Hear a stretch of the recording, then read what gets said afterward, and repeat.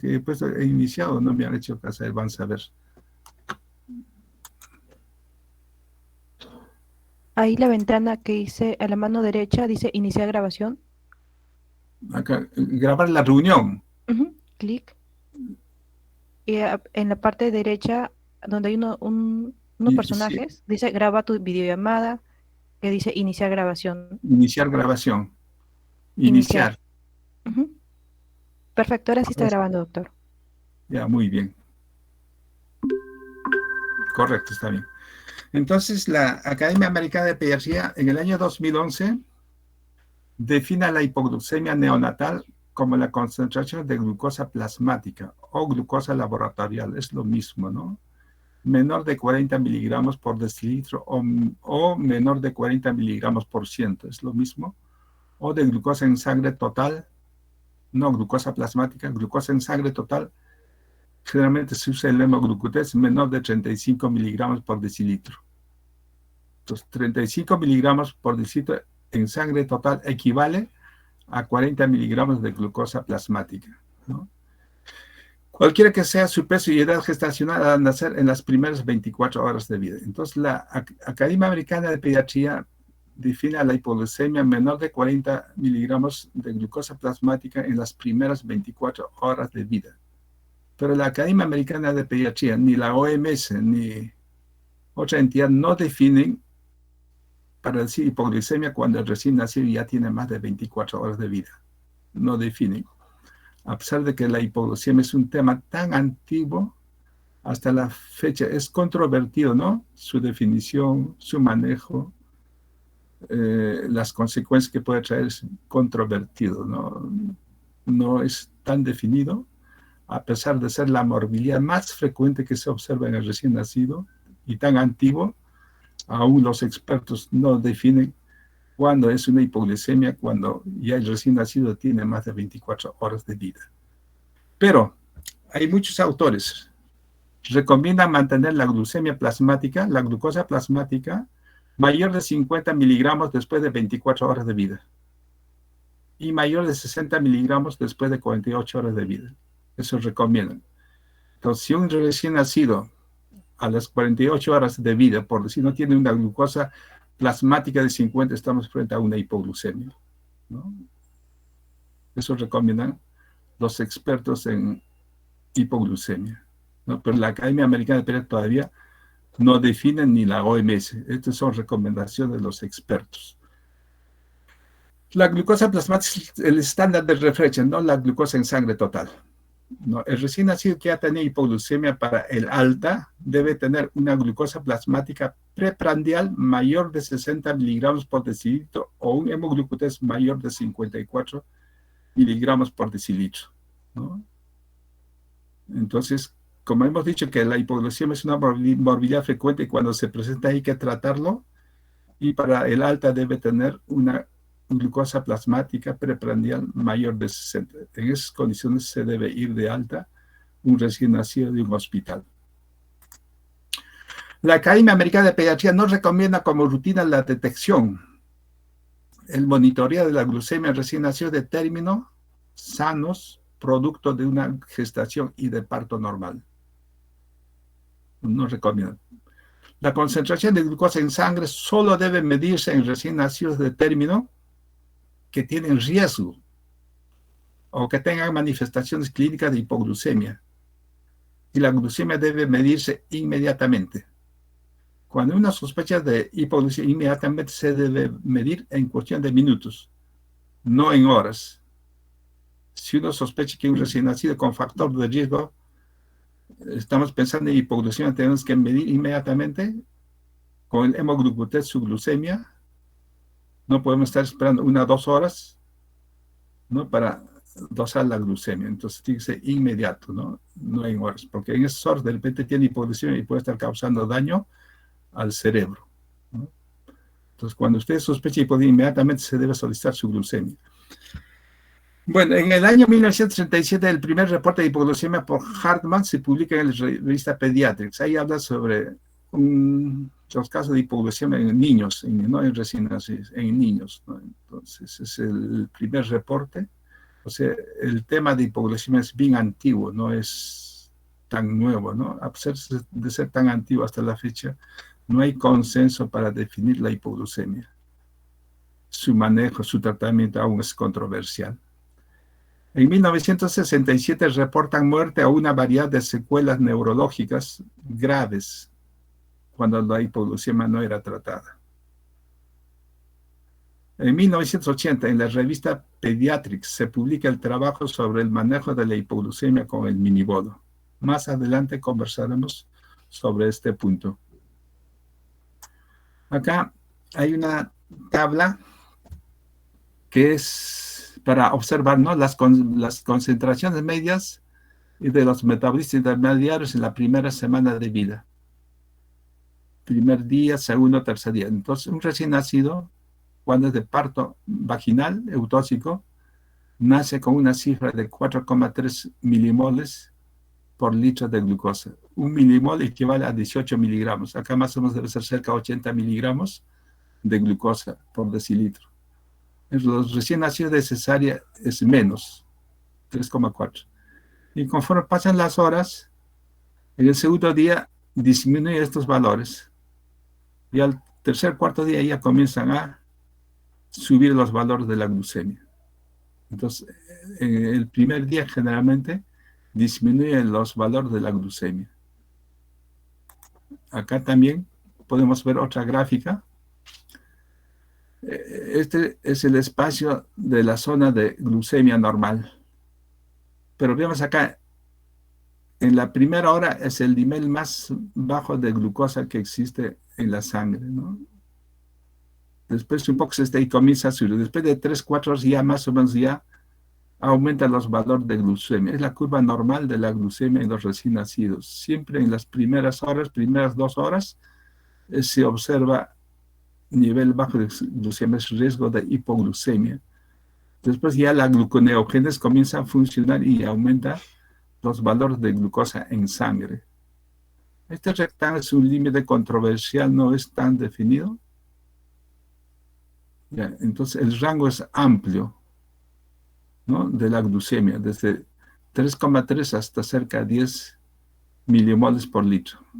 Hemos dicho que un milimol de glucosa equivale más o menos a 18 miligramos. ¿No? Vamos a ver la siguiente diapositiva, también parecido, esta gráfica. Observamos que la mediana, mejor dicho, la mediana de la glucosa al nacer es más o menos de cerca a 5, cerca a 90 miligramos, ¿no? La mediana.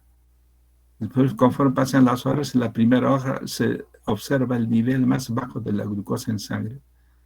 Después ya a partir del tercer, cuarto día comienza a estabilizarse, ¿no? Por eso se dice que las primeras 48 o 72 horas un recién nacido tiene riesgo para presentar hipoglucemia. Y esto coincide con el periodo de leche calostral, ¿no? Ustedes saben que las puérperas en los 3 primeros días producen poco calostro.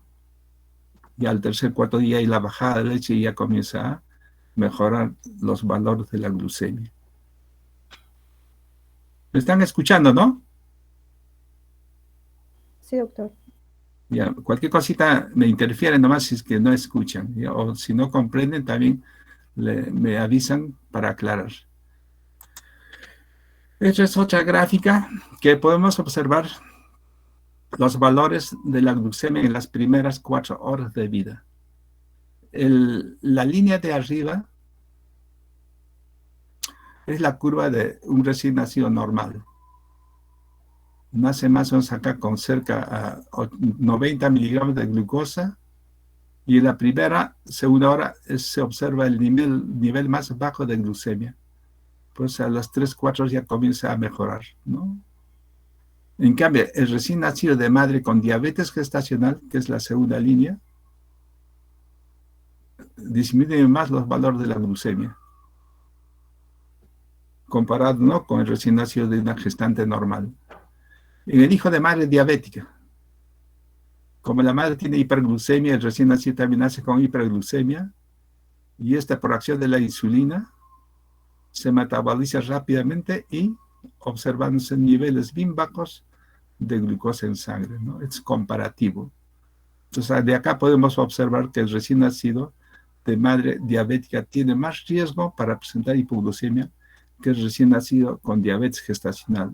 A su vez, el recién nacido de madre con diabetes gestacional tiene más riesgo de presentar hipoglucemia que el recién nacido de parto normal, ¿no? Son gráficas que nos ayudan a comprender por qué la hipoglucemia se presenta con más frecuencia en las primeras horas de vida. La incidencia varía según el nivel de glucosa plasmática. Hay algunos autores, como la Academia Americana de Pediatría, define valor de hipoglucemia menor de 40, pero otros autores definen menor de 45. Otros autores dicen hipoglucemia menor de 47 en las primeras 24 horas de vida. No hay consenso, no hay diversas opiniones, no hay consenso, pero nosotros nos basamos en lo que dice la Academia Americana de Pediatría, ¿no? Menor de 40 miligramos en las primeras 24 horas, ¿no? Entonces, si sobre 100 recién nacidos que tienen hipoglucemia, menores de 50 por decirnos la glucemia, entonces más porcentaje va a ser si ponemos con punto de corte 47, ¿no? Y si ponemos punto de corte 45 va a ser menos incidencia de hipoglucemia, ¿no? Teóricamente, y si ponemos punto de corte menos de 40 va a ser mucho, o sea, depende del punto de corte para ver la incidencia. Ahora, Stark, en el año 2012 señala la incidencia de hipoglucemia cuando la glucosa es menor de 40 miligramos por en el 27% en todos los recién nacidos con riesgo. O sea, es significativo la incidencia de hipoglucemia en las primeras 24 horas. Se presenta el 11% en recién nacidos de madre diabética, 33% en los prematuros. Los prematuros son los que tienen más riesgo para presentar hipoglucemia. Por supuesto, también depende del grado de prematuridad. Hay prematuro leve, moderado y severo. Los prematuros severos tienen mucho más riesgo para presentar hipoglucemia que los prematuros leves, ¿no? Entonces, ya, después el 14% en grandes para la edad gestacional, o sea, los macrosómicos. 33% en recién nacidos pequeños para la edad gestacional, o sea, los que tienen RCIU, ¿no? Restricción de crecimiento intrauterino, ¿no? Y 59% en los que tenían múltiples factores de riesgo. O sea, imagínense, ¿no? La incidencia de hipoglucemia en las primeras 24 horas de vida, ¿no?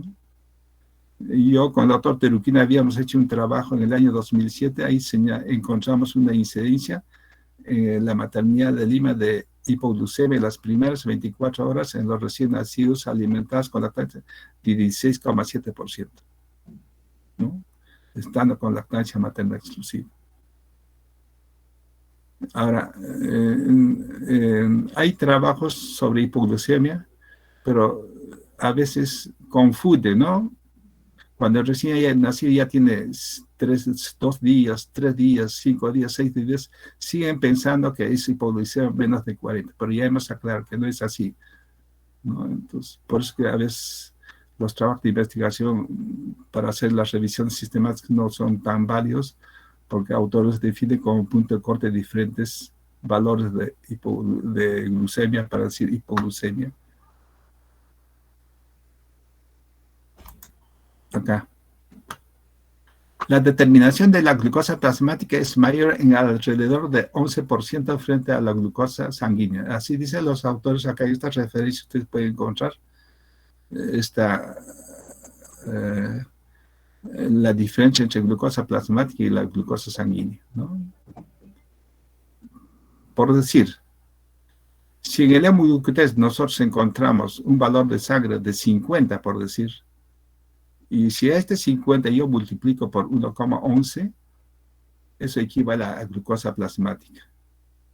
Es importante tener en cuenta esto. Mucha gente confunde. A veces piensa que es lo mismo el valor de la glucemia por hemoglucotés en sangre total que en glucosa plasmática. No es lo mismo, son diferentes. Acá está muy claro, por eso acá dice, la determinación de la glucosa plasmática es mayor en alrededor de 11% frente a la glucosa sanguínea.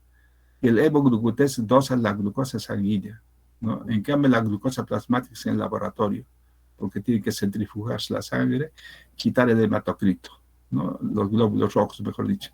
Entonces, en el suelo es donde Entonces este valor es mayor que la glucosa obtenida en sangre total.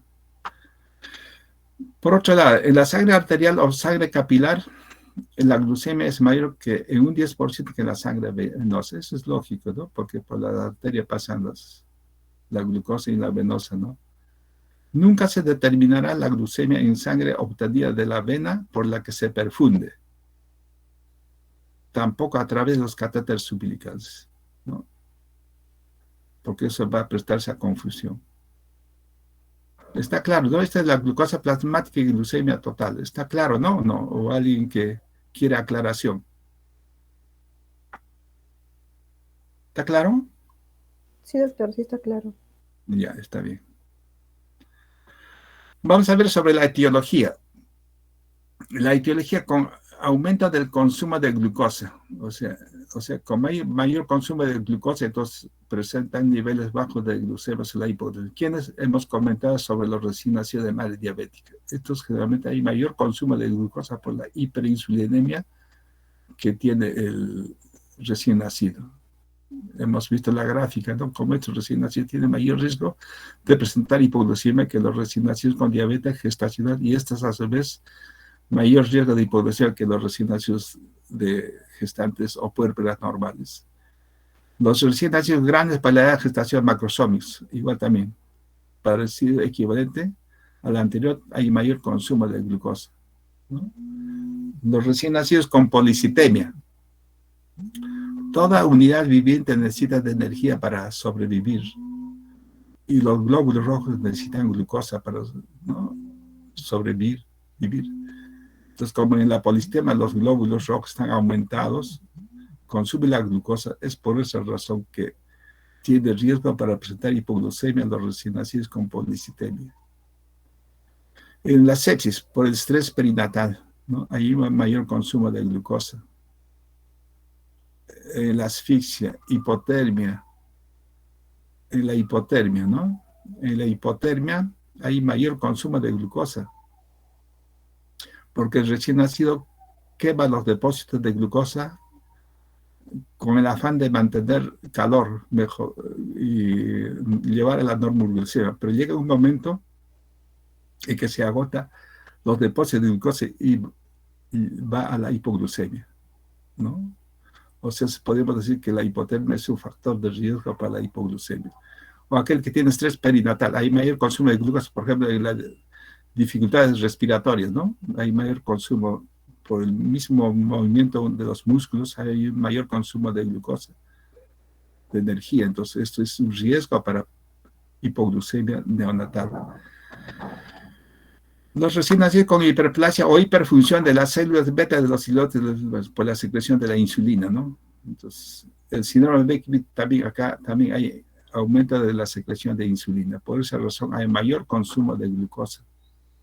Recién nacidos de madres con tocolíticos maternos, con agentes beta simpóticos, en estos casos también hay mayor consumo de glucosa. O que la madre en el momento del parto, antes del expulsivo, esté recibiendo dextrosa por vía parenteral. Entonces, la madre en ese momento, al recibir la glucosa por la vena, entonces puede cursar con hiperglucemia. La madre, y eso pasa a través de la placenta del feto rápidamente, y recién nacido puede tener hiperglucemia. Y la hiperglucemia es un estímulo para que haya una secreción de insulina. Y la insulina consume la glucosa, llevando a la hipoglucemia por el mayor consumo de glucosa. Ahora vamos a ver la hipoglucemia debido a la disminución en el suministro de glucosa. Acá tenemos en primer lugar los prematuros. Ustedes saben que un recién nacido de término de 40 semanas, adecuado para edad gestacional sano, generalmente tiene depósitos de glucógeno de 5%. Eso quiere decir que por cada 100 gramos de tejido hepático hay 5 gramos de glucógeno. En cambio, los prematuros no llegan a esa cantidad de 5. Depende del grado de prematuridad. Un prematuro de 28, 24 semanas casi no va a tener nada de glucógeno, ¿no? Un prematuro de 34 semanas, por 7 drops, 2 gramos de glucógeno hepático, ¿no? Uno de 86. Entonces, cuanto más prematuro, tiene menos depósito de glucógeno y por esa razón hay menor disponibilidad de glucosa para el que recién nacido presente hipoglucemia. Igualmente, con los recién nacidos pequeños, pero estos nacen con pocos depósitos de glucógeno, ¿no? Es la razón, ¿no?, por la que puede presentar hipoglucemia. Los recién nacidos con insuficiente ingesta de leche, más que todo en las primeras horas de vida, en los primeros días de vida, ¿no? Entonces, cuando no hay suficiente ingesta de leche, entonces es un riesgo para que presente hipoglucemia. Recién nacidos con trastornos en el metabolismo del glucógeno y de la gluconeogénesis, ¿no? Entonces, en estos casos también puede haber menor suministro de glucosa, ¿no? Igualmente, en los recién nacidos con trastornos del metabolismo de los aminoácidos, de los ácidos grasos, ¿no? Entonces, en estos casos también hay menor suministro de glucosa y el recién nacido puede presentar hipoglucemia. Generalmente estos son causas de hipoglucemia persistente, ¿no? No es hipoglucemia transitoria. Y por suerte muchos son raros, no son frecuentes. Los más frecuentes son en los prematuros pequeños. Después también puede haber disminución de suministro de la glucosa en recién con deficiencia de hormona de crecimiento. Es una hormona permisiva para que haya mayor gluconeogénesis, ¿no? Recién nacido con alteraciones endocrinas, insuficiencia suprarrenal, hipopituitaria, déficit de glucagón, cortisol, adrenalina. También en estos casos hay menor suministro de glucosa y puede cursar el recién nacido con hipoglucemia. Ya, acá vamos a ver algo de la fisiología de la glucosa perinatal. La madre durante el periodo gestacional suministra glucosa a la placenta y al feto, ¿no? Eso es lo normal, porque el feto no sintetiza la glucosa. El feto consume la glucosa que aporta la madre. En el feto no hay gluconeogénesis. No hay, lo que hay es en el tercer trimestre el acúmulo de glucógeno hepático, ¿no?, por el hígado, pero no hay gluconeogénesis en el feto. Toda la glucosa que tiene el feto es aportada por la madre. La tercera parte de la glucosa es consumida por la placenta y las 2/3 partes es transferida al feto, ¿no? Por eso que se dice que el feto nace con las 2/3 partes de la glucemia materna. Por decir, un ejemplo, si la madre en el momento en que nace el bebé tiene una glucemia de 100, las 2/3 partes, el recién nacido tendrá una glucemia de cerca de 66, 67 miligramos, ¿no? Entonces, el recién nacido nace con las 2/3 partes de glucosa de su madre. Pero la placenta regula la transferencia de glucosa y nutrientes al feto, ¿no? La placenta es un órgano importante, ¿no?, para la transferencia. Si no fuese la placenta, no pasaría la glucosa de la madre al feto. Y para esto se necesita la proteína transportadora de glucosa, el GLUT1. Hay como 14 GLUTs, cada tejido tiene afinidad por un determinado GLUT. El GLUT es el que toma la glucosa del plasma de la sangre materna para pasar al feto a través del sincicio trofoblasto por difusión facilitada. El GLUT1 es el principal transportador de glucosa en la placenta, ¿no?, para el feto. Ahora, el aumento de la transferencia de glucosa al feto, especialmente en el tercer trimestre de la gestación, conduce al aumento de la reserva de glucógeno y grasa. O sea, aumento de glucógeno hepático y grasa, ¿no? La glucosa aporta con el 80% de los requerimientos energéticos totales y el 20% lo es por el lactato, aminoácido y glicerol. Como les estaba diciendo, ¿no?, la glucosa es el carbohidrato de excelencia para aportar energía, tanto en recién nacidos como en nosotros. Nosotros vivimos gracias a la glucosa. Si no fuese por la glucosa ya estaríamos enfermos. Por eso es importante, ¿no?, conocer bastante, ¿no?, el metabolismo de la glucosa. Ya, acá están los GLUTs.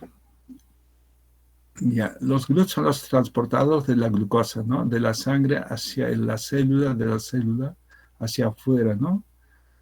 de forma bilateral.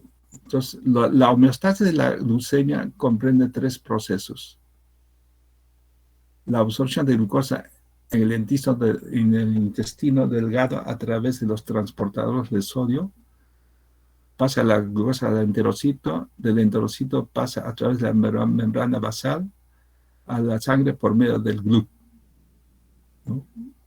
Y de la sangre la glucosa es captada por el hígado, por decirlo, o por el sistema nervioso central, y lo internaliza al interior de la célula los GLUTs. Y también, ¿no?, en el hígado los GLUTs también, ¿no?, exportan de la célula afuera por medio de los GLUTs. Es bilateral la acción de los GLUTs. Internaliza y también exterioriza la glucosa por medio de los GLUTs. Internaliza y consume la glucosa por los tejidos, ¿no? La glucosa se tiene que consumir por los tejidos. Y la producción hepática de glucosa, ¿no? La gluconeogénesis ocurre generalmente en el hígado, también en el músculo, pero más en el hígado.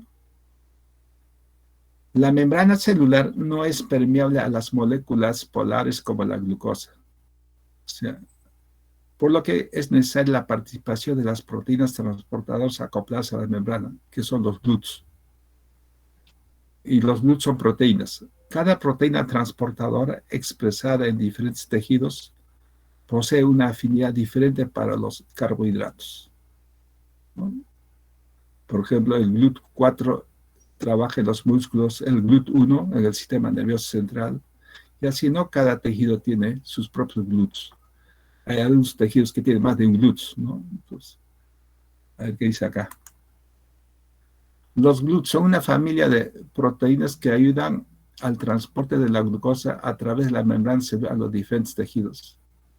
Si alguna de estas proteínas no funciona, puede verse comprometido la llegada de la glucosa a un determinado órgano. Si esto ocurre en el cerebro, viene la muerte inmediatamente. ¿Mm? Hasta la fecha se han descrito 14 GLUTs. Los GLUTs se pueden agrupar en 3 clases principales de acuerdo a sus secuencias homólogas y a la posición del asa de glucosilación. La clase 1 comprende los GLUTs 1, 2, 3, 4 y 14. ¿No? La clase 2 comprende los GLUTs 5, 7, 9 y 11. Y la clase 3 comprende por los GLUTs 6, 8, 10, 12 y 13. Ahí están los 14 GLUTs, ¿no? Como le estaba diciendo, ¿no?, el GLUT1 generalmente es en el sistema nervioso central, el 12 los islotes de Langerhans en el hígado, el 4 en el músculo, así, ¿no? Cada uno en diferentes tejidos son los encargados de internalizar a la célula, al interior de la célula, a la glucosa. Así, acá está la referencia, puede leer ahí, el que quiere ampliar, ¿no?, sobre los transportadores de glucosa. Fisiopatología. Las hormonas que regulan la homeostasis de la glucosa son, en primer lugar, la insulina, ¿no? La insulina tiene la propiedad de disminuir la glucosa, ¿no? Entonces, y los demás, ya, y el glucagón, la epinefrina y la norepinefrina, el cortisol y la hormona, que generalmente son hormonas que elevan la glucosa en sangre. La insulina regula la homeostasis de la glucosa en el estado postprandial, ¿no? Cuando nosotros ingerimos algún alimento, ¿no?, inmediatamente la insulina trata de metabolizar la glucosa, porque si no metabolizara la glucosa estaríamos con hiperglucemia. Mientras que las otras hormonas, o sea, el glucagón, epinefrina, norepinefrina, cortisol, mientras las otras hormonas regulan los niveles de glucosa en el estado de ayuno, ¿no? Cuando uno está en ayuno, lo primero que participa es el glucagón, después la epinefrina, más o menos en ese orden, ¿no? El glucagón y la epinefrina son las hormonas principales para mejorar la hipoglucemia, ¿no? El glucagón está presente, ¿no?, en los islotes de Langerhans, ¿no? La epinefrina en las células del sistema nervioso. Ya. En tanto, el cortisol y la hormona de crecimiento tienen un papel permisivo en la regulación de los niveles de glucosa en sangre. Esta actúa posteriormente. Los primeros que actúan es el glucagón y la epinefrina.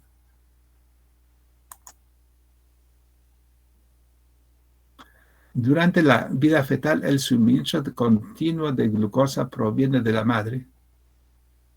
En el feto normal no hay producción endógena de glucosa. Es lo que les decía, que en el feto no hay gluconeogénesis. No hay. Después del nacimiento, el aporte de glucosa se interrumpe. Entonces el feto tiene que acudir a sus reservas para producir la glucosa. Pero esto se agota. Durante las primeras horas de vida existe una fase transitoria de niveles disminuidos de glucosa, como hemos visto en las gráficas. Durante las primeras horas de vida existe una fase transitoria de niveles disminuidos de glucosa en sangre y se normaliza alrededor de 72 horas después de nacer, ¿no? Entonces la gluconeogénesis comienza a actuar con mayor fuerza después de 72 horas de vida. Y cualquier estado patológico que afecte la producción o utilización, que afecte la producción o la utilización de glucosa, conducirá a la hipoglucemia. Acá tenemos un gráfico. La hipoglucemia se debe a la producción inadecuada o consumo tisular excesivo.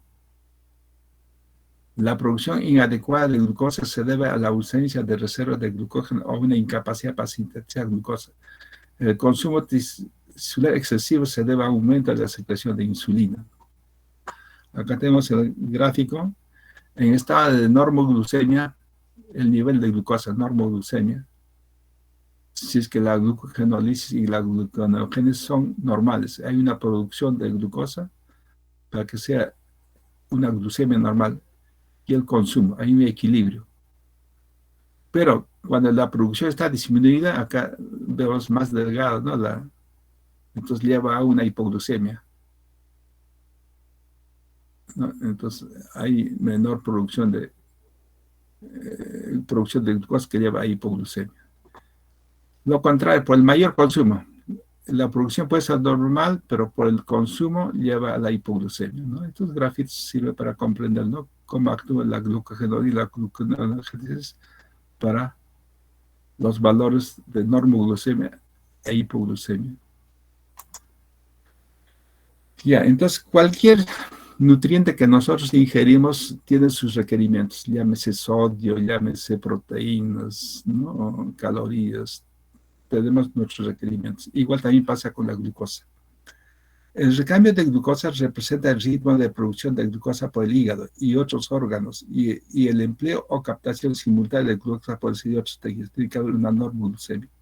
Acá vemos que el recién nacido prematuro tiene un requerimiento de glucosa de 5 a 6 miligramos por kilo por minuto.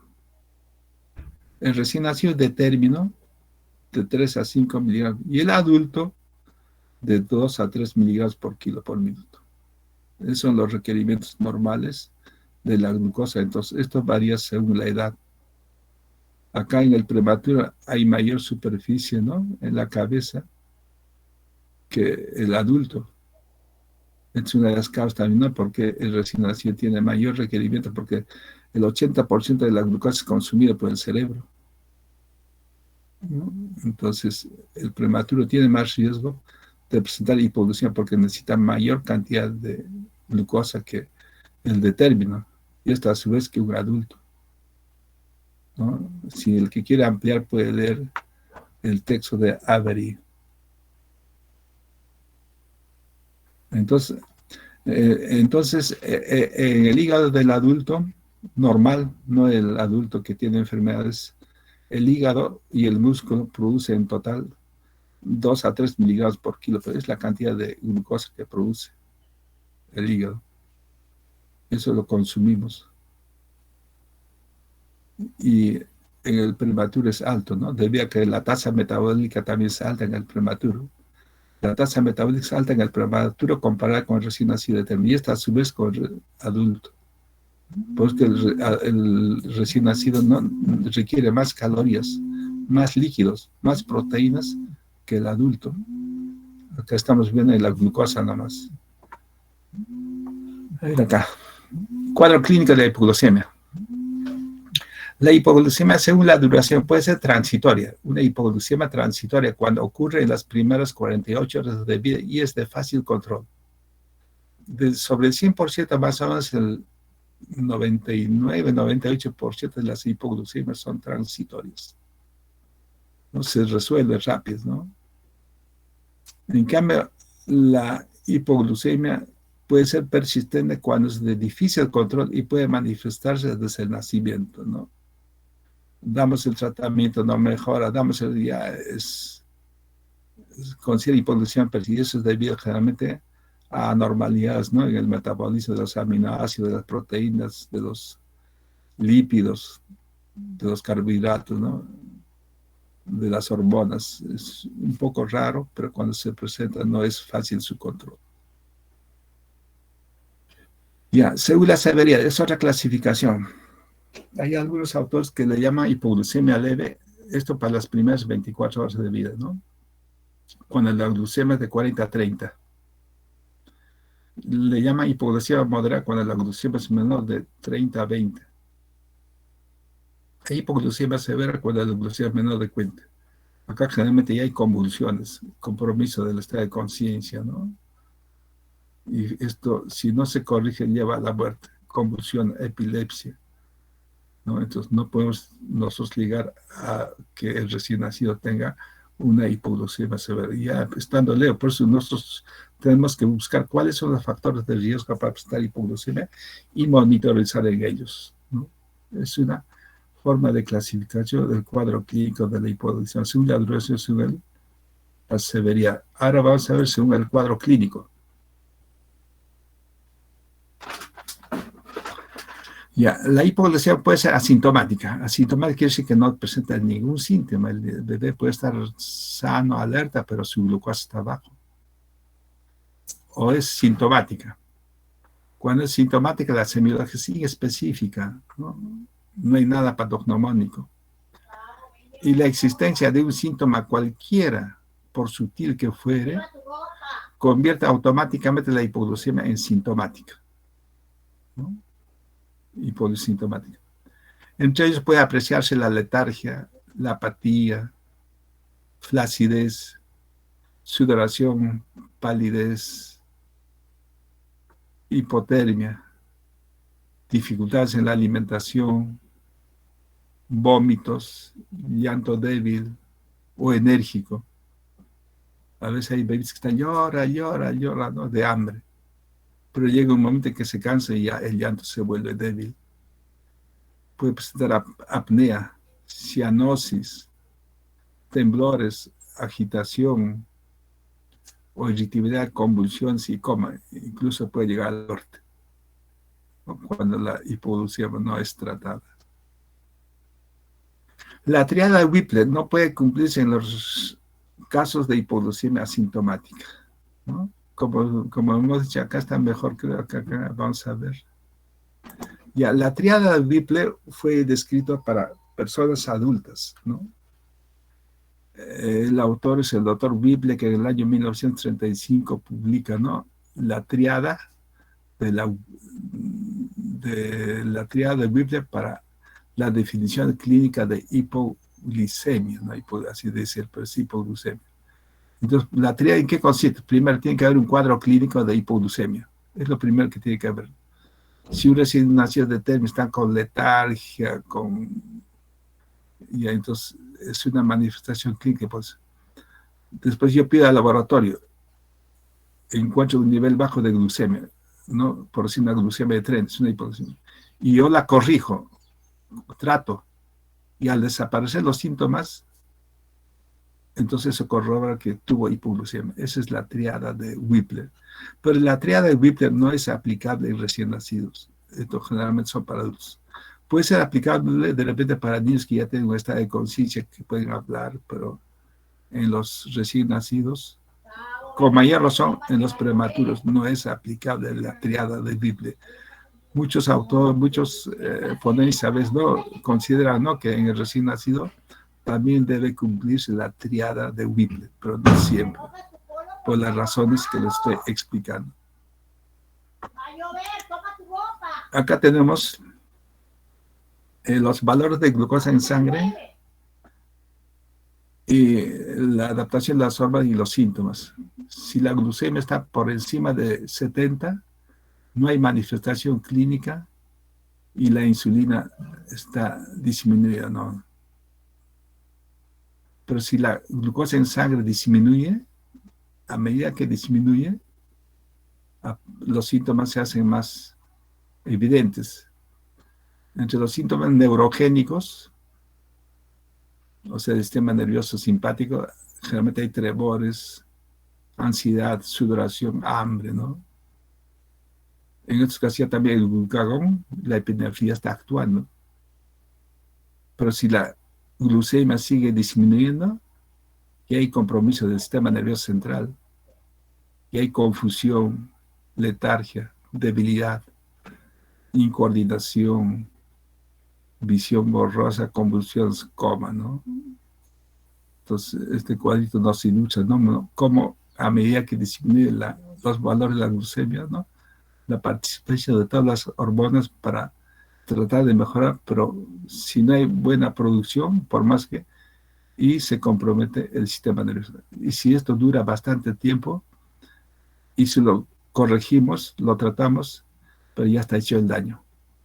Ese daño es para toda su vida, ya no se puede recuperar. Son daños irreversibles cuando la hipoglucemia demora en mejorar su tratamiento, ¿no?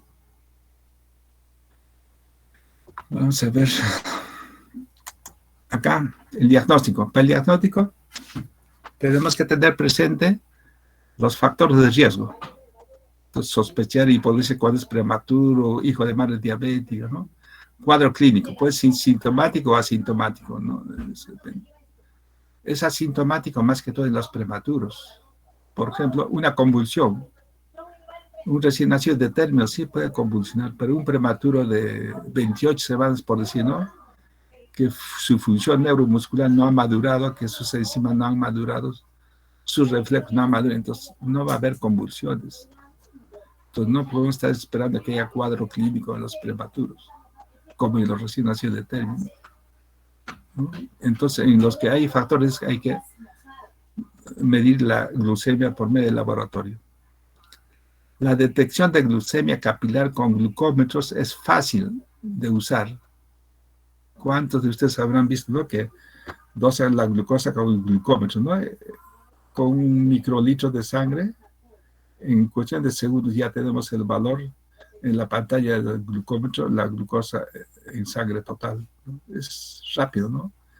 Por eso dice acá, la detección de glucemia capilar con glucómetros es fácil de usar y sirve únicamente como screening general, por lo que debe confirmarse con la glucemia laboratorial. Por eso habíamos dicho en una diapositiva que la glucemia laboratorial es el estándar de referencia para decir que un recién nacido tiene hipoglucemia.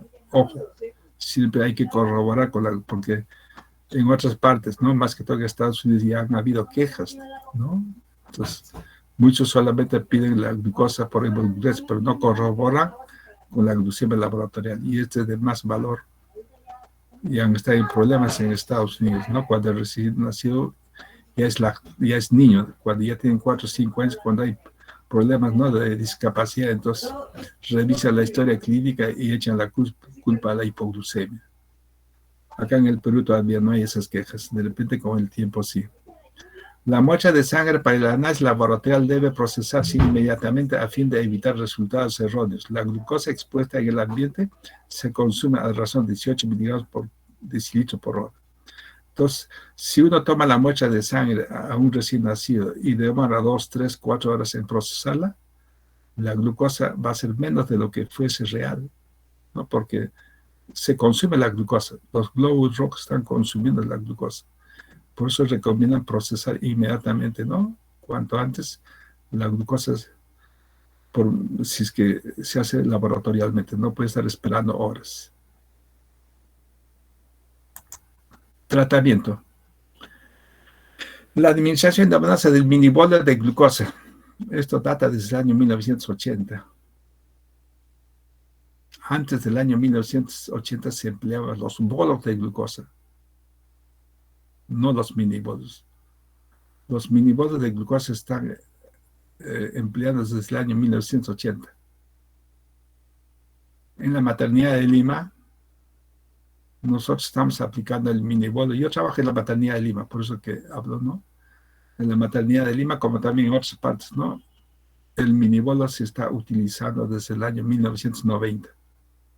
O sea, 10 años después que ya la autora había recomendado, ¿no?, el manejo del minibolo. ¿En qué consiste el minibolo? El minibolo consiste en dar glucosa, a ración de 200 miligramos de glucosa por kilo de peso por dosis en un minuto. Por supuesto que es endovenoso, ¿no? Cuando el recién nacido está con hipoglucemia, entonces se recomienda dar el minibolo. Ahora, si en la práctica, este es un concepto teórico, en la práctica, si uno dispone de dextrosa al 10%, sería 2 mililitros por kilo por dosis en un minuto. Dextrosa al 10%, 2 mil se equivale a 200 miligramos, ¿no? Ahora, si por alguna razón en alguna parte hay dextrosa al 5%, también sería que haya 4 mililitros, eso aporta 200 miligramos. O si hay dextrosa al 33%, pues ustedes ya calculan lo importante que sea 200 miligramos de glucosa por kilo de peso por dosis en un minuto. Este concepto sí lo tienen que tener presente, el manejo de la hipoglucemia con el minibolo. Ahora, una vez ya indicada el minibolo, viene la dextrosa de mantenimiento, seguido de una perfusión endovenosa de glucosa a razón de 8 miligramos por kilo por minuto de glucosa. Es lo que recomienda la autora del minibolo, ¿no? Entonces, algunos consideran que el manejo de la hipoglucemia consiste en 3 fases. Primero, la administración del minibolo. Segunda, la dextrosa de mantenimiento. Y tercero, un control de glucemia post-minibolo, porque uno tiene que estar seguro si se ha corregido o no la glucemia. Entonces hay que pedir un control. Puede que no se haya corregido, entonces se tiene que repetir el minibolo. Y si a pesar de eso no se corrige, ya pensar en una hipoglucemia persistente. Es el tratamiento de la hipoglucemia con el minibolo. Acá la doctora Lilin Laurencia es la autora del tratamiento de hipoglucemia neonatal con minibolo e infusión de glucosa endovenosa. Es la que recomienda, debido a que evalúa la eficacia del tratamiento de hipoglucemia sintomática y asintomática con el minibolo de glucosa a razón de 200 miligramos por kilo, seguida de una infusión continua de glucosa a 8 miligramos. Es lo que recomienda, ¿no?, la doctora Lilin en el año 1980. Ya, este es un trabajo experimental. Les he enviado un archivo, un artículo original de esto, ustedes deben tener ahí. Es un artículo original que se realizó con pocos pacientes, creo que son 23 pacientes, trabajo experimental, que tiene todo el rigor científico. Entonces, cuando los trabajos tienen el rigor científico, tiene validez universal. De modo, actualmente, ¿no?, el tratamiento acá en Europa es el minibolo para la hipoglucemia, hasta la fecha, ¿no? Antes, el año 1980, se usaban los bolos. Porque ¿en qué consistían los bolos? En administrar dextrosa al 33% a razón de 3 mililitros por kilo por dosis. Ese era el tratamiento para las hipoglucemias antes del año 1980. Entonces, más o menos sería más o menos cerca a 1 gramo por kilo por dosis. Más o menos así sale, ¿no?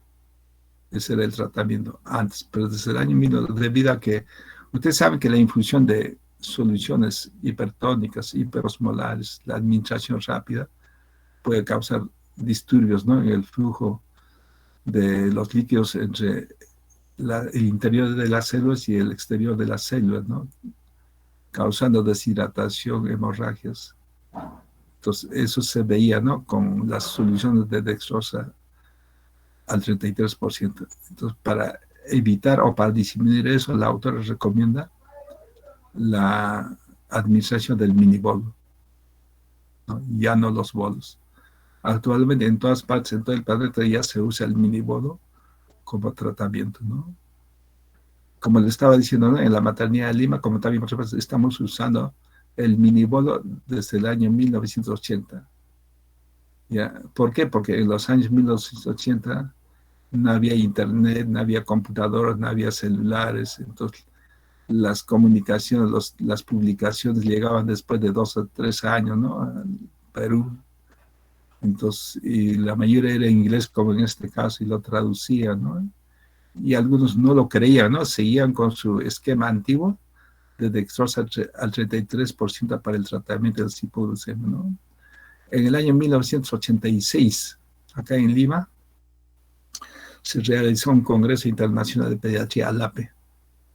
Ahí vino la doctora Lili, ahí expuso su tema sobre el manejo del minibol en caso de hipoglucemia, ¿ya? Y eso hizo que nosotros no tomáramos conciencia y aplicáramos el minibol en el manejo de minibol. Pero al comienzo, siempre cuando alguien publica algún trabajo, no lo creen. Lo creen después que ya pasó cierto tiempo, recién valoran el trabajo, ¿no? De cierto autor. Y eso ha pasado con varias enfermedades, igual también con la hipotermia, ¿no? La hipotermia, por ejemplo, en el año 1906, el doctor Pierre Boudin, el primer neonatólogo que dice la historia, recomendó, ¿no?, que para disminuir la morbilidad, la mortalidad de los recién nacidos, recomendaba, ¿no?, más que todo en los prematuros, mantener la temperatura corporal mayor a 34 grados centígrados. Es lo que recomendaba el doctor Pierre Boudin. Pero los que leyeron esas recomendaciones se reían. El doctor Pierre está loco. ¿Qué tiene que ver la temperatura con la glucemia, con la morbilidad? ¿Qué tiene que ver? Total que no le dieron importancia 50 años. En el año 1956, o sea, 50 años después, el doctor Silverman es el que da valor al trabajo del doctor Pierre Boudin. El doctor Pierre Boudin tiene razón de que al mantener mayor temperatura de residuación disminuye el hambre. Pero no solamente la temperatura, también el oxígeno, la humedad. Ya desde el año 1960 la mortalidad en residuación ha disminuido notablemente, ¿no? Por eso a veces algunos trabajos no se creen al comienzo. Acá también ha habido contratiempo porque no había internet, por eso que desde el año 1990 recién estamos usando, o sea, 10 años después de la publicación, el manejo del minibolo en la maternidad de Lima como en otras partes. Ya. Acá está el esquema, el gráfico de la doctora Lili, que ustedes deben haber leído ya. Ya, entonces, acá, entonces, el tratamiento de la hipoglucemia neonatal con el minibol y la infusión endovenosa de glucosa. Entonces, acá son, creo, no son más de 25, son como 23 recién nacidos. Entonces, eran recién nacidos. Por ejemplo, cuando tenía la hipoglucemia, entonces, acá por decir, ¿no?, tenía cerca de 20. Administraban el minibol, mejoraba la glucemia rápidamente y se mantiene, ¿no?, en valores superiores que cuando no se administra el minibol, ¿no? Son trabajo experimental. Entonces, cuando no administran el minibol, solamente dan la dextrosa a razón de 8 miligramos por kilo por minuto, mejora, pero lentamente. De repente en ese tiempo ya está dañando el cerebro, ¿no? Por esa razón se recomienda el minibol. Y como les estoy diciendo, esta es una aplicación universal. Acá está el artículo original y yo les envié el artículo original y la autora del trabajo recomienda el minibolo, no el bolo. Actualmente muchos escriben al minibolo como bolo, hacen confundir. Lo correcto es minibolo. Depende de quién lo traduzca del inglés al español. Algunos hablan de minibolo, otros de minicarga, otros de minidosis, pero son equivalentes. Pero sí se debe usar la palabra minibolo en el manejo de las hipoglucemias. ¿Está clara esta parte? ¿O no? ¿Qué dice Miguel Cabanillas?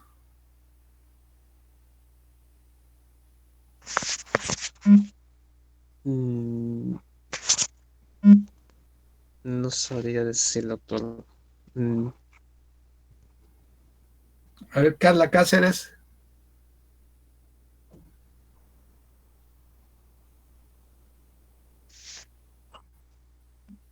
¿Qué opina del manejo de la hipoglucemia? ¿Está Carla Cáceres o no? ¿O se retiró?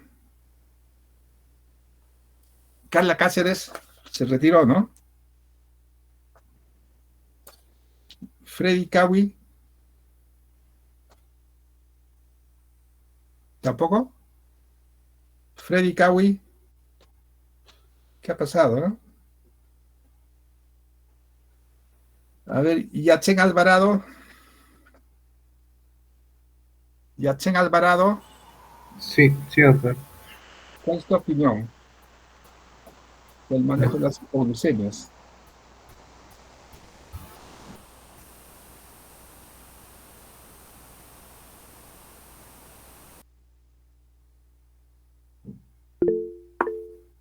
Yatsen, Sí, sí, doctor.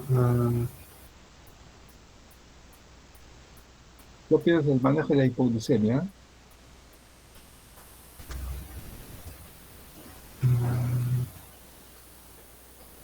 Parece que se ha retirado, ¿eh? María Claudia Conde, Doctor, disculpe, mi compañero Giuseppe está alzando la mano. ¿cómo? Mi ¿Qué es? compañero Giuseppe Condori está alzando la mano. Creo que quiere responder. A ver, que respondan, no hay problema. Doctor, buenas tardes. Quería preguntar sobre la administración de minibolo de la glucosa. Usted mencionó 200 miligramos de glucosa por kilogramo por minuto, pero después menciona dextrosa al 10%, 2 mililitros por kilogramo por minuto.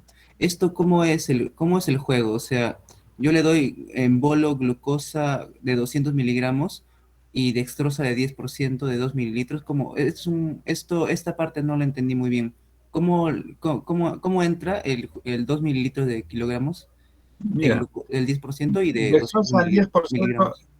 dextrosa al 10%, 2 mililitros equivale a 200 miligramos.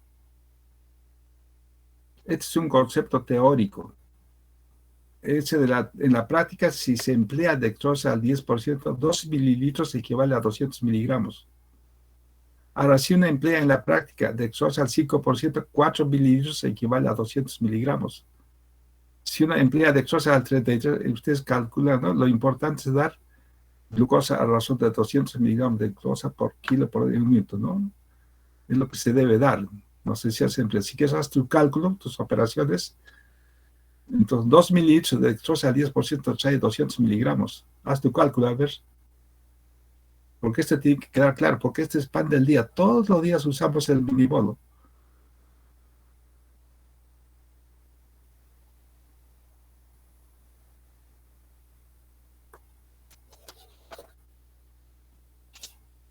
¿Ya calculaste o no? Entonces, 200 miligramos es equivalente a 2 mililitros. Claro, por eso haz tu cálculo. Pues, o sea, ¿cuántos miligramos de glucosa trae 2 mililitros de una dextrosa al 10%? ¿Cuántos miligramos de glucosa trae? Haz tu cálculo.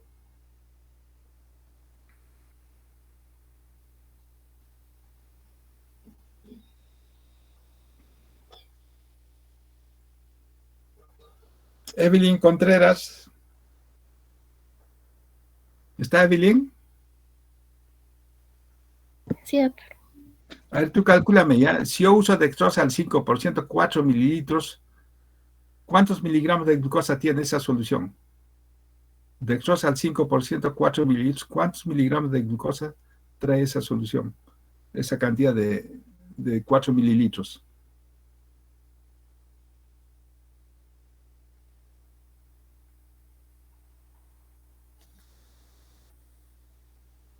¿Ya calculé el primero o no?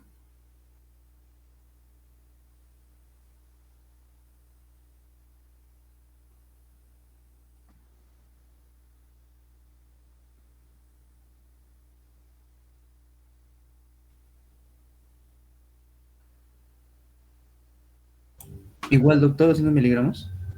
¿Cuántos trae? Sí, en 5% por 4 mililitros serían 200 miligramos. Claro, equivalentes, ya son equivalentes. O sea, la dextrosa al 5%, 4 mililitros, es equivalente a dextrosa al 10%, 2 mililitros. Y este es equivalente a 200 miligramos de glucosa. Es cuestión de jugar con números nomás. Evelyn, ¿ya calculó o no?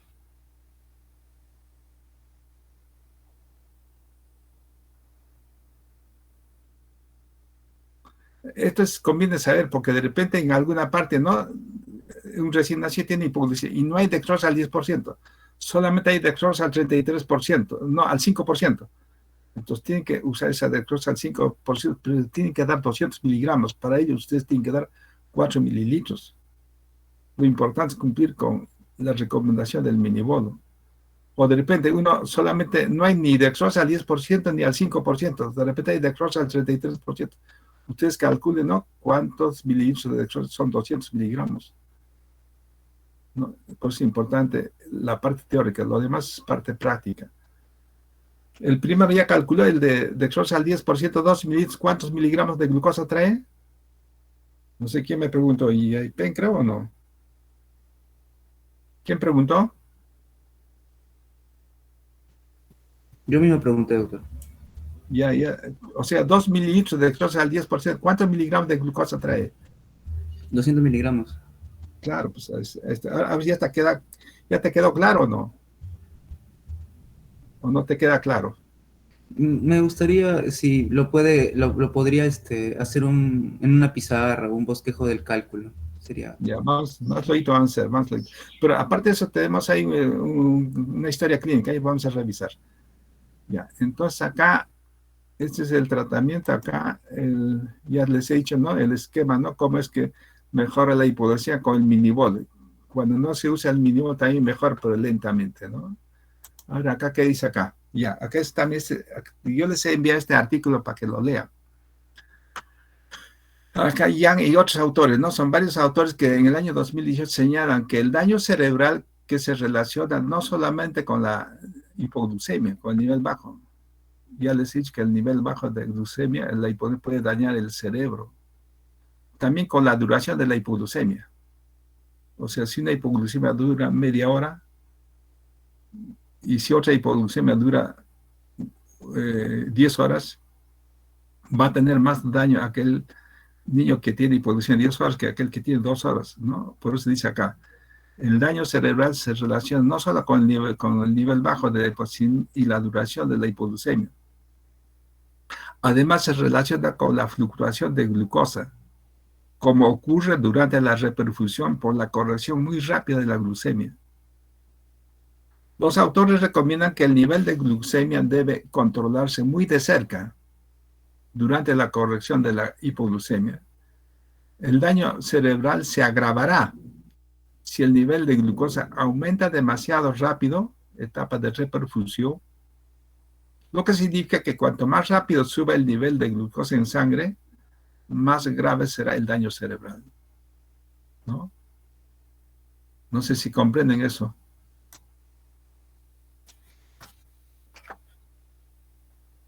A ver, aquí está. Eduardo Arenas, ¿está presente? Sí, doctor. Ya, acá miren. Si yo tengo un recién nacido que pese 4 kilos, por decir 4 kilos, tiene una glucemia de 20, necesita tratamiento, ¿cuántos mililitros de dextrosa al 10% tendría que recibir este bebé que pesa 4 kilos? Si es 2 mililitros por kilogramo, tendría que recibir 8 mililitros. Correcto, o sea, debe recibir 8 mililitros, ¿no? Es el minibolo, ¿no? Entonces, pesa 4. Si pesara 3 kilos, recibiría 6 mililitros, ¿no? Entonces, por eso se dice 2 mililitros por kilo por dosis. Ahora, ¿en cuánto tiempo debe pasar ese 8 mililitros de dextrosa al 10%? ¿Qué dice En un Eduardo? minuto. En un minuto, doctor. En un minuto. ¿Alguien opina lo contrario? Yo quiero a alguien que sea Contreras. ¿Alguien Juan Pierre Acosta? Sí, doctor, bueno, la indicación es que se administre esta dosis de 2 mililitros por kilogramo, en este caso 6 mililitros, en un minuto, doctor. Pero esos 8 mililitros, ¿en cuánto tiempo debe pasar? Según la indicación sería en un minuto. No. Acá está bien claro el concepto. Por eso tienen que acá ver, acá se 200 miligramos, o sea, 2 mililitros tienen que pasar en un minuto. Si yo estoy indicando 8 mililitros, o que acá su colega indicó, Eduardo Arenas, ¿no? 8 mililitros. Ese 8 mililitros, Eduardo tiene que verlo, ese 8 mililitros debe pasar en 4 minutos. ¿Quedó claro o no? O sea, lo Sí, importante es doctor. que pase 2 minutos en 1 minuto. Entonces, 8 minutos que indicó Eduardo Arenas debe pasar en 4 minutos. Pero ¿qué pasa? Algunas, ¿no? Generalmente quien coloca el endovenoso, el minibol son las enfermeras. A veces lo colocan en 10, 20 segundos, los 8 mililitros. A eso se refiere acá, que la reperfusión rápida, ¿no? ¿Dónde está? Acá creo que está.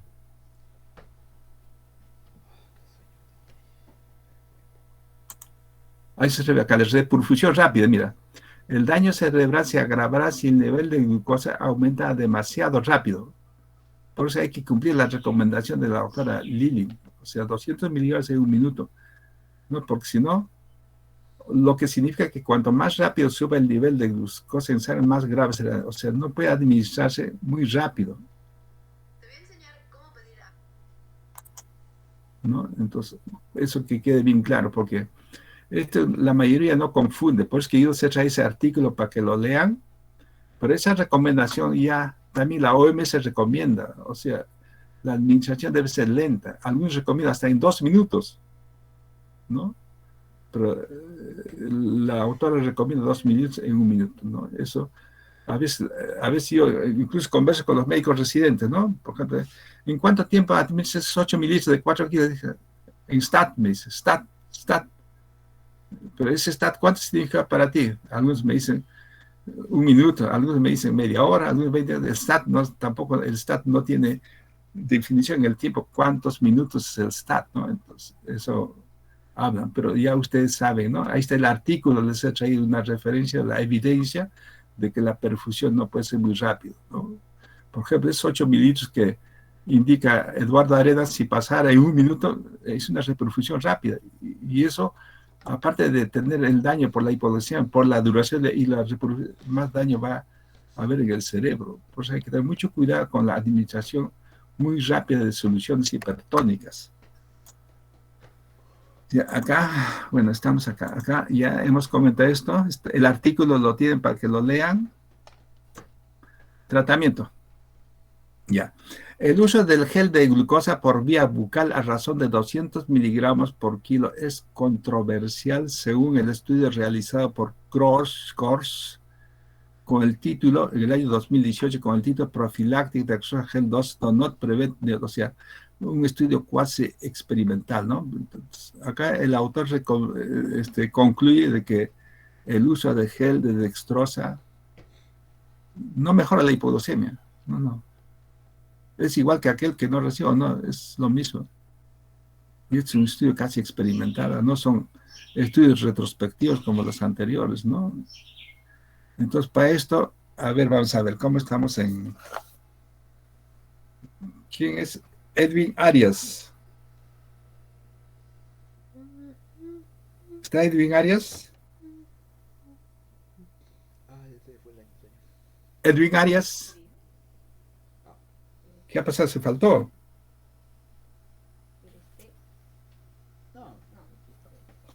A ver acá. Yaneli Aldave. ¿Cintia Aldave está presente? Sí, doctor. Ya, acá dice recordar el metabolismo de los carbohidratos sobre la ingesta, digestión. O sea, tú por decir consumes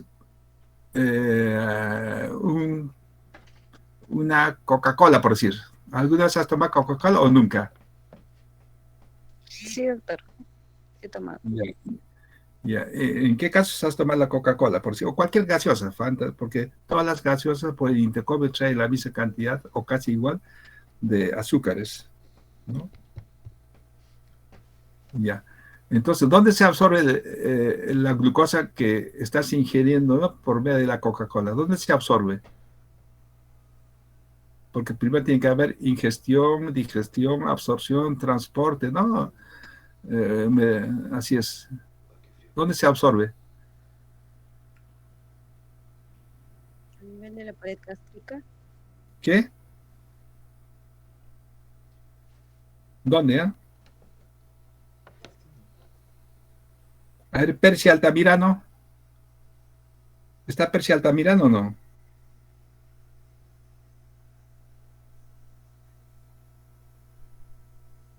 Percy, ¿qué ha pasado? Se ha retirado.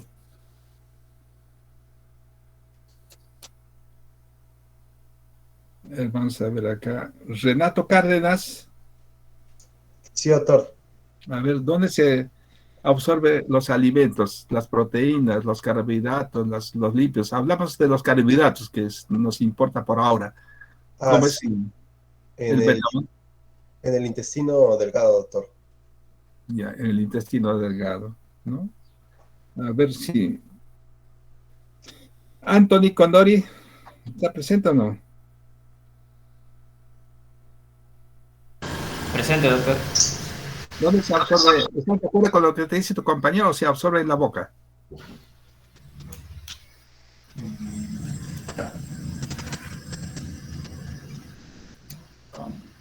No, sí estoy de acuerdo con mi compañero.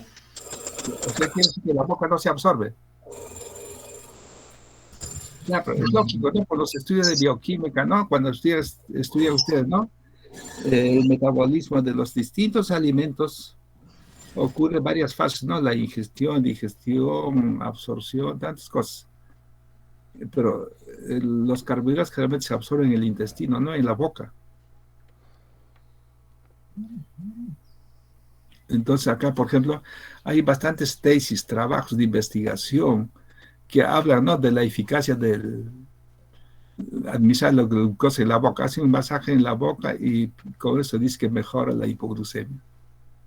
Hay hasta tesis de maestría, de doctoral, ¿no? Entonces, pero si uno recuerda bien, ¿no?, cómo se absorbe la glucosa no se absorbe en la boca.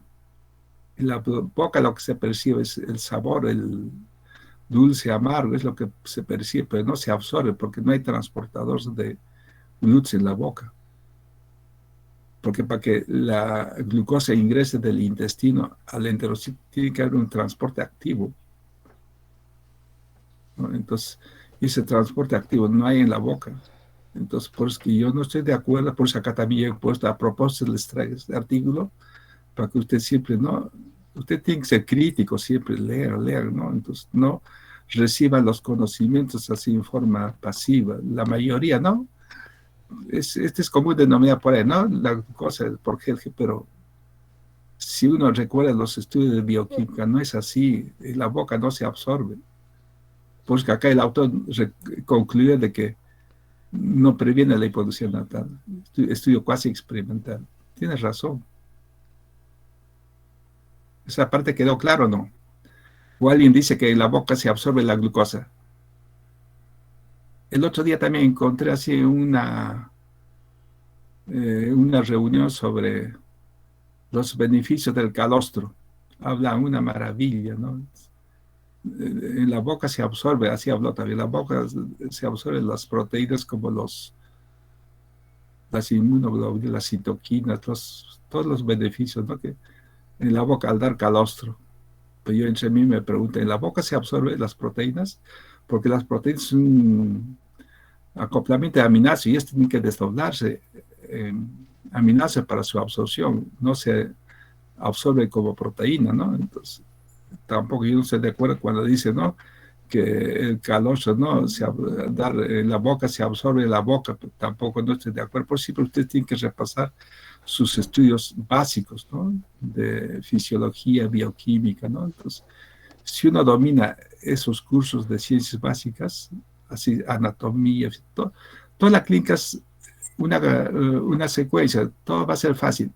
Pero aquel que no domine los cursos básicos siempre va a estar copiando, va a ser un copión, ¿no? Porque usted siempre en sus ratos libres tiene que estar leyendo, ¿no?, los cursos de ciencias básicas, anatomía, bioquímica, todas esas cositas, tiene que estar repasando para poder nosotros rebatir, ¿no?, con evidencias, no tampoco ser copiones.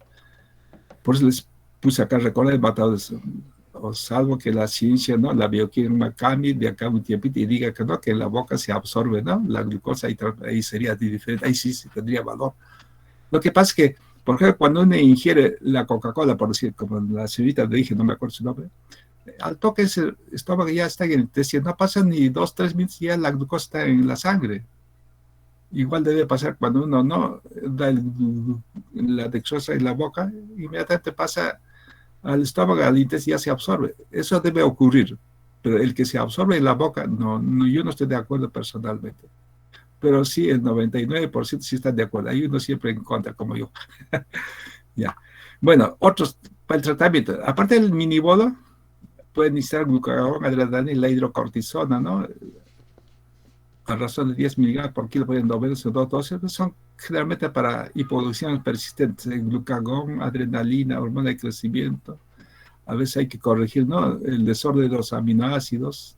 Estos son generalmente para casos de hipoglucemia persistente, que por cierto son raros. Lo más frecuente es la hipoglucemia transitoria. Ya, acá tenemos el algoritmo de la Academia Americana de Pediatría. En el año 2011, la Academia Americana de Pediatría publica este algoritmo sobre el screening y manejo de la homeostasis de la glucosa en recién nacidos de término, pretérmino tardío, de término pequeños, hijos de madre diabética, grandes para edad gestacional, ¿no? Acá, por ejemplo, si la... Pero esta es para las primeras 24 horas, no es después de... No, por eso les decía que la Academia Americana de Pediatría define hipoglucemia menos de 40 cuando en las primeras 24 horas de vida, pero no define cuándo es hipoglucemia cuando el recién nacido ya tiene más de 24 horas de vida. Bueno, acá, cuando el recién nacido es asintomático y tiene menos de 24 horas, y menos de 4 horas, ¿no? Dice, ¿no? Si la glucosa es menos de 25, dar alimentación y chequear en 1 hora. Si a pesar de eso persiste, entonces infundir el minibodo. Ahora, si la glucosa, después de administrar alimentación de 25-40, seguir alimentando, si no mejora, más de 40, infundir el endovenoso. Ahora, si el recién nacido tiene de 4 a 24 horas, siempre nosotros siempre indicamos la alimentación, las fórmulas cada 2, cada 3 horas. La lactancia materna es a libre demanda, ¿no? No hay problema. Entonces acá dice, controlar la glucosa con cada alimentación antes, o sea, la glucosa preprandial. Si es menos de 35 y a pesar de alimentar en 1 hora no mejora, infundir el minibol. Si es de 35 a 45, a pesar de haber realimentado y no mejora, administrar el minibol. Esas son las recomendaciones de la Academia Americana de Pediatría. Pero el objetivo es mantener una glucosa mayor de 45 miligramos en las preprandiales durante las primeras 24. Es su objetivo. O sea, define hipoglucemia menos de 40, pero el objetivo es mantener más de 45 en las primeras 24 horas. Acá está la dosis de la glucosa a razón de 200 miligramos por kilo, que es equivalente a dextrosa al 10% a 2 mililitros por kilo. Es lo que hemos comentado. O una infusión endovenosa de 5 a 8 miligramos por kilo por minuto, ¿no? Para mantener la glucosa de 40 a 50 miligramos. Pero esto es para las primeras 24 horas de vida. No hay para las siguientes horas de vida. Acá, ahí vamos a ver. Hipoglucemia y riesgo de lesión cerebral. Acá Hussein, ¿no? Hussein y varios autores han observado edema de células neuronales. Cuando hay hipoglucemia, hay edema de células neuronales y gliales, necrosis, atrofia de los giros y desmilinización de la sustancia blanca. Las regiones parieto-occipitales posteriores bilaterales son las más comúnmente involucradas, tanto en recién nacidos pretérmino como en los recién nacidos de término. Estas son las zonas que más se afectan cuando hay hipoglucemia. Además señalan que la hipoglucemia contribuye en las mitocondrias al aumento en la formación de radicales libres de oxígeno, los mismos que contribuyen a la necrosis de las neuronas. Ojo, ¿no? Los radicales libres por la hipoglucemia y las mitocondrias contribuyen a la necrosis de las neuronas, a la lesión oxidativa de las proteínas, al ADN, cambios en las vías de transducción de las señales del cerebro y alteraciones de la estructura y función del cerebro. Como vemos acá, hay alteraciones de la estructura, de la función se compromete. Entonces, es lo que señala, ¿no?, el doctor Hussein, ¿no? Entonces, por eso la importancia de corregir inmediatamente la hipoglucemia, y los daños pueden verse a largo plazo, ¿no? Cuando el niño ya tenga 2, 3, 4, 5, 6 años, ¿no? Recién a veces se manifiesta el daño y ese daño es irreversible, ya no se puede recuperar. Por eso la importancia de que ustedes sepan muy bien, ¿no? El tema de hipoglucemia. Ya, las secuelas. Maihan en el año señalan que cuando la hipoglucemia no se corrige a tiempo o cuando haya tenido una hipoglucemia severa y prolongada, puede presentar problemas de desarrollo como son retraso del desarrollo psicomotor, retardo mental, retraso del lenguaje, retraso cognitivo, epilepsia, ceguera, hipoacusia, microcefalia, hiperactividad, autismo. Actualmente, con eso de la lactancia materna, parece que la hiperactividad está en aumento con la prematuridad. Ya de repente esta hiperactividad se debe, ¿no?, a la hipoglucemia, quién sabe, ¿no? Es multifactorial las causas de hiperactividad, pero hay estudios que dicen que la hipoglucemia puede causar hiperactividad. También hay estudios que dicen que la epilepsia, que la hipoglucemia puede causar epilepsia. Hay un estudio, creo que de hace 2018 me parece, un estudio retrospectivo de casos controles donde estudiaron, ¿no?, a largo plazo, ¿no?, los que tenían epilepsia al nacer habían presentado hipoglucemia y con aquellos que no tenían hipoglucemia encontraron una asociación significativa, ¿no?, entre la hipoglucemia y la epilepsia, ¿no? Por eso es importante corregir la hipoglucemia. Ustedes siempre, en cualquier momento, van a escuchar que el recién nacido está con hipoglucemia. Prevención. Buen control del embarazo. Es importante. Y si es posible, el control debe comenzar antes del embarazo, ¿no? Y generalmente, ¿no?, los expertos recomiendan, ¿no?, que el peso pre y durante la gestación hay que controlar el peso pregestacional. Entonces los obstetras tienen que preocuparse en que se embaracen, ¿no?, con un peso normal, y para eso tiene que haber un control preconcepcional, como también durante la gestación, porque si una mujer se embaraza con un peso, con sobrepeso obesa, va a traer problemas, como aquel que también aumenta mucho de peso durante la gestación, ¿no?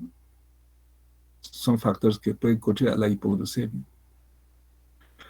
Igualmente, la monitorización de la glucemia materna, más que todo en las madres diabéticas o diabetes gestacional, ¿no?, es importante. Evitar el ayuno prolongado y el aporte endovenoso de glucosa. Ya, entonces el recién nacido que está con ayuno, entonces va a tener hipoglucemia. El aporte endovenoso de glucosa por rebote puede producir una hipoglucemia. Al recién nacido, inmediatamente después del parto, proporcionar un ambiente térmico neutro. Hemos visto que el estrés, la hipotermia, puede causar hipoglucemia. Una forma de prevenir es proporcionar un ambiente térmico. Realizar el secado rápido cuando nace, ¿no?, con campos tibios para evitar la hipotermia. El contacto piel a piel del niño con su madre. Dice que es un beneficio según los estudios de las revisiones sistemáticas para el control de la hipotermia y la hipoglucemia. La lactancia materna dentro de la primera hora de vida. Los recién nacidos que no pueden tolerar la alimentación, indicar glucosa vía parenteral de acuerdo a sus requerimientos. No podemos estar dejando en ayuno. Si no puede tolerar, de repente tiene, por decir, una atresia de esófago, ese bebé no va a recibir la alimentación. Tiene que estar indicándose glucosa por vía parenteral o la nutrición parenteral, depende del caso. La doctora Aylot habla del triángulo energético. Algunos le llaman el triángulo metabólico del recién nacido. Se caracteriza por 3 H's, ¿no? El recién nacido, más que todo el de término, en las primeras horas de vida tiene el riesgo de presentar hipotermia. La hipotermia, a su vez, puede llevar a la hipoxia, como también la hipotermia puede llevar a la hipoglucemia, ¿no? Entonces, estas 3 variables hay que estar monitorizando en todo recién nacido en las primeras horas de vida. Y los síntomas son casi por decirse en ellos. Mira, los síntomas: hipotonía. Los 3 pueden tener hipotonía, tanto aquel como que tenga hipotermia, hipoxia. Igualmente, los temblores, la letargia, la pobre alimentación, los tremores, la apnea, bradicardia, distrés, desaturación. Mira, las 3 H casi se puede confundir. ¿no? No puede decir uno cuándo se va a enfrentar a una hipotermia, hipoxia. Por eso hay que estar monitorizando cómo está la temperatura del recién nacido, cómo está la glucosa y la saturación de oxígeno, ¿no? A esto se llama el triángulo energético del recién. Eso nosotros a diario, ¿no? En las primeras horas, primer día de vida, estamos valorando el triángulo energético del recién nacido. Algunos le llaman el triángulo metabólico neonatal. No se olviden, siempre hay que estar valorando cómo está la temperatura, la glucosa y la oxigenación del recién nacido.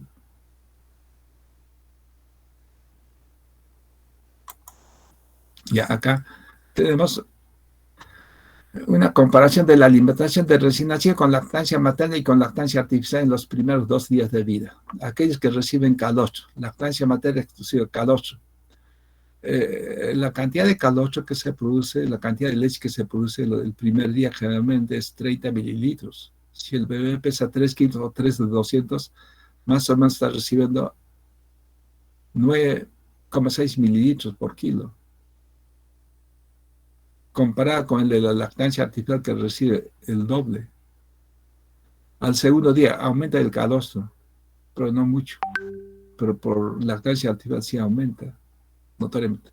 Entonces, la pérdida de peso, los que están con lactancia con el calostro, el primer día pierde 4,5% comparado con aquellos que reciben lactancia artificial, 3,8%. O sea, el que tiene lactancia materna se pierde más peso que el que recibe lactancia artificial. Y al segundo día, el que tiene lactancia materna exclusiva pierde el segundo día 2,5% y el que tiene lactancia artificial 0,. En total, en los 2 primeros días, el que recibe lactancia materna exclusiva pierde 7,16% de peso, comparada con el que recibe alimentación lactancia artificial 4,5%. Esta pérdida de peso puede contribuir a la deshidratación, ictericia, fiebre y hiperviscosidad, ¿no? Por eso los primeros días es un factor de riesgo, ¿no? Algunos le llaman a esto, ¿no?, el síndrome de leche insuficiente, tanto del calostro, tanto de la leche transicional, como el de la leche madura. No todas las puérperas producen la misma cantidad de leche. Nosotros tenemos ahí en el servicio, hay enfermeras que están rotando cama por cama buscando aquellas mamás que producen bastante leche para el banco de leche.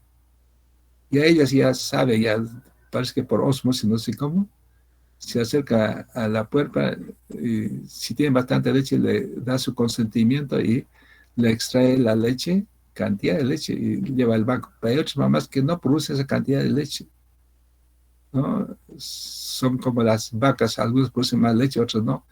Igual también el adulto, no todas las madres producen la misma cantidad de leche. No podemos generalizar. A veces la atención hay que personalizar, individualizar, ¿no? Igualmente, no todos los recién nacidos tienen los mismos requerimientos. Por ejemplo, un recién nacido que pese 4 kilos frente a aquel que pese 3 kilos, el de 4 kilos va a necesitar más leche que el que pesa 3 kilos. También esas cosas hay que valorar, ¿no? No ser muy rígidos, ¿no?, con la lactancia materna exclusiva. Pero esto es en caso excepcional, no siempre. La mayoría sí les va bien, pero ese es el riesgo que se presenta. Por eso usted siempre tiene que valorar las 3 H's. Acá, en el año 1999, el doctor More describe 3 casos de hipoglucemia severa. Los 3 recién nacidos fueron dados de alta en buenas condiciones a las 48 horas de vida. Solo eran recién nacidos de términos sanos con lactancia materna exclusiva. Se fueron de alta en buenas y regresa 30 horas después del alta. 2 de ellos regresan 30 horas después del alta. 2 de ellos quedaron con secuelas permanentes. Ya, en el momento de su reingreso le tomaron su glucemia y los 3 tenían cerca de 20 miligramos de glucosa, una hipoglucemia severa. Lo corrigieron, se hospitalizaron, han hecho sus estudios, ¿no?, su seguimiento, y en su seguimiento 2 quedaron con secuelas permanentes. Eso quiere decir, no aquel que tiene hipoglucemia severa siempre va a tener secuela permanente. como en este caso, o sea, no todos. Acá, según este estudio, la tercera parte queda normal, ¿no? Imagínense, las 2/3 quedan secuelas, pero no. Acá atribuye, ¿no?, el doctor More al alta precoz, ¿no? Los recién nacidos con riesgo sutil, aquellos que están en el límite de ser términos, son los que tienen hipoglucemia severa, ¿no? Entonces, de repente, estas que las mamás producían poca leche, esa parte no enfoca, no tenían poca leche. Pero lo cierto es que su glucosa eran hipoglucemias severas. Entonces, por eso que estos autores recomiendan una permanencia por lo menos de 48 horas en los recién nacidos de parto normal y de 72 horas en los recién nacidos de cesárea. Es lo que recomiendan los autores. Pero actualmente, con la pandemia del COVID, el personal no quiere que las madres estén más tiempo en el hospital. Están dando de alta cuando son de parto eutóxico, antes de las 24 horas de vida. Lo de cesárea ya, al segundo día le están dando de alta, sin alta precoz. Se llama alta precoz cuando el alta ocurre antes de las 48 horas y alta muy precoz cuando ocurre el alta antes de las 24 horas. Cuando ocurren estas altas precoces o muy precoces, entonces hay riesgo de que en su domicilio, ¿no?, estén presentando hipotermia, hipoglucemia, varias cositas, ¿no?, porque está en periodo de calostro, ¿no? Por eso siempre recomiendan, ¿no?, que permanezcan más horas para que el personal no los capacite, ¿no?, en la lactancia del bebé, los eduquen a las madres, ¿no? Es el objetivo, es la recomendación que hace el doctor More. Acá, ¿qué tenemos? Ya. Acá, yo siempre les digo, ¿no?, que el recién nacido de madre por cesárea produce menos leche que el recién nacido de parto vaginal, ¿no? Que las puérperas, mejor dicho, las puérperas de cesárea producen menos leche que las puérperas de parto normal, ¿no? Entonces, el recién nacido de cesárea es un riesgo para hipoglucemia comparado con el recién nacido de parto, ¿no? Eso nos ayuda, ilustra este gráfico. Acá. Entonces, aquí este gráfico se explica cuánto de glucemia aumenta después de administrar calostro, volumen de ingesta de calostro y glucemia y recién nacido de término. Entonces, cuando consume menos de 5 mililitros, casi no hay significativo, no hay nada de aumento. Pero a medida que consume más mililitros de leche, aumenta mucho más la cantidad de glucemia después del consumo de calostro, ¿no? Entonces, algunas mamás producen poco calostro en las primeras horas de vida, el primer día, ¿no? Por eso hay que siempre estar monitorizando cómo está la lactancia. Acá tenemos un gráfico de madre diabética. El feto, la madre diabética, tiene menor ingreso por la insulina de glucosa a las células. La madre diabética tiene hiperglucemia y la glucosa atraviesa fácilmente al feto por la placenta. Entonces, recién nacido, el feto va a tener hiperglucemia fetal. La hiperglucemia estimula al páncreas para la secreción de la insulina. La insulina es una hormona anabólica, hace que aumente la captación de la glucosa, aumente la síntesis de glucosa y aumente la lipogénesis, conduciendo a la macrosomía, al aumento de peso. Es bonito este gráfico para ver que la hiperglucemia materna cursa con hiperglucemia fetal y la macrosomía. Bueno, este es un gráfico que nos dice que a medida que avanza la edad de gestación, aumenta las medianas de las glucosas. Un recién nacido, por decir, de 37 semanas va a tener menor mediana de glucosa que el recién nacido de término, ¿no? Acá. Ya. Esta es la dispersión de los valores de la glucosa en recién nacidos de término y en los recién nacidos prematuros. Si trazamos una línea, entonces acá vemos que los recién nacidos pretérmino tienen mayor dispersión de la media de la glucosa, mayor dispersión. Esto explica por qué el recién nacido pretérmino tiene mayor riesgo para presentar hiperglucemia e hipoglucemia, debido a su inmadurez enzimática generalmente, ¿no? Entonces, por eso se dice, ¿no?, que el prematuro tiene riesgo para presentar hipoglucemia, que el prematuro tiene riesgo para presentar hiperglucemia si es que recibe infusiones parenterales. En cambio, el recién nacido de término, como ya sus enzimas están maduras, controla más la temperatura, entonces la dispersión no es muy grande, ¿no? Esto explica que un recién nacido difícilmente presenta hipoglucemia como un prematuro. ¿Ya? Acá tenemos un esquema donde cuando nosotros ingerimos los alimentos que ingerimos generalmente están compuestos por carbohidratos, proteínas y grasas. Entonces, cuando consumimos carbohidratos, aporta glucosa. Esta glucosa puede ir, si es en exceso, a depósito de glucógeno o puede entrar a metabolizarse al ciclo de Krebs para proporcionar energía, ¿no? ATPs.